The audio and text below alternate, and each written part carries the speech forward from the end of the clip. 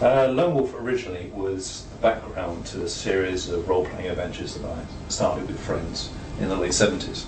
This was really in the infancy of role-playing. And my inspiration started off with reading science fantasy when I was a teenager and playing tabletop war games and designing games for friends. What brought it together was when I discovered Dungeons and Dragons when I was visiting the States in 1977. And it was really in the early days of role-playing, and something clicked, and I thought, this is a great idea. And it inspired me to create a world setting for my role-playing adventures. That setting probably took up about 7 years of my free time, and it turned into being just a one-country setting into a whole world with 10,000 years of mythos, history, characters, creatures, adventures on the grand scale. What my objective was to set up a role-playing campaign that one person could play in the role of the hero of the story. It's a solo role-playing campaign, and hadn't been anything like that up until I created it. Fortunately, it was the right idea at the right time, and it proved to be very successful. And the initial release of the first Lone Wolf books in the summer of 1984 really laid the foundations for the series that continued into the late 90s. So the books were first published in '84. They were picked up by 18 publishers within 6 months. The initial sales were huge by what was perceived as kids' book standard. The first 2 books sold 100,000 copies each in the first week, and it progressed from there. So by the end of the series, by the late 90s, it had sold over 9 million copies worldwide.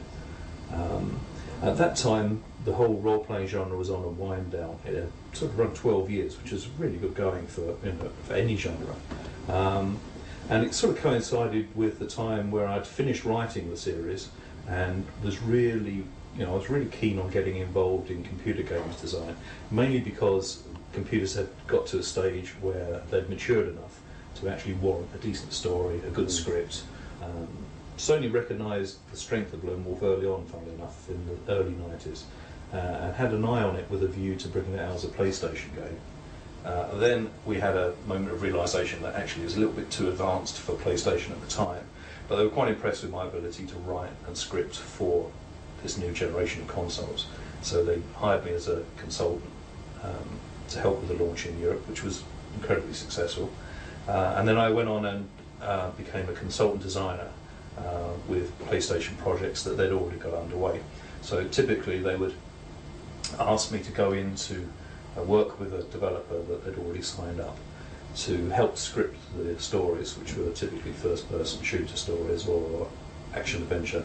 Consequently, since '94, '95, I've been involved professionally in computer games design, and I've worked on several AAA products in the interim. The last one, probably that is well known, is Killzone, which came out early 2005. With some great success. Fortunately, it's been a worldwide success, over 4 million sales to date. So, what makes Satria the ideal team to develop a Lone Wolf PC game? Yeah, Satria is in a unique position. This is a very unique time in many regards, and I kind of pride myself on having had the luck of being in the right place at the right time in several previous occasions, and that's the buzz I'm getting off of Satria now.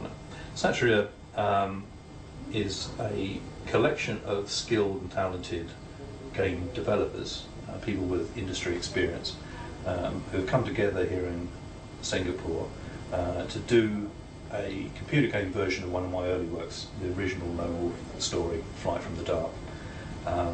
What makes it different is the location. Singapore is a relatively low-cost development base. It doesn't have a computer games industry as such at the moment, but it really is uniquely placed to develop a computer games industry.